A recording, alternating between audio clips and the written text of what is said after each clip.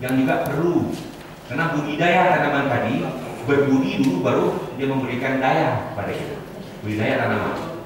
Kemudian di satu sisi lagi kita mencoba memposisikan ada pembaharuan atau revolusi di dalam penyuluhan pertanian ini. Jadi petani ini tidak diceramahi, tetapi adalah petani ini nanti selama satu musim didampingi, kemudian nanti dia sendiri nanti akan menemukan jawaban dari persoalan. Itu nanti akan dipandu oleh para fasilitator yang nanti petani ini juga bisa menjadi pemandu bagi petani yang lain. Ini ada proses yang jadi namanya petani pemandu. Kalau kita di Sumatera Barat ada namanya PPO, ada APMPL. Kalau PPO inilah petani perhimpunan petani organik, kayak APMPL himpunan petani Minang peduli lingkungan. Jumlahnya macam-macam.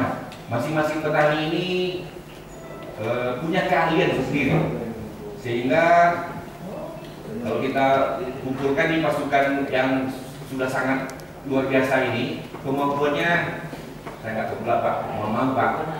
Kalau dulu kan profesor yang turun-turun Pak, ini gara-gara pertanian organik di Sumatera Barat ini ada 7 profesor naik gunung kepada ada tempat di Ayange namanya untuk bertanya kita bagaimana di proses yang berlangsung.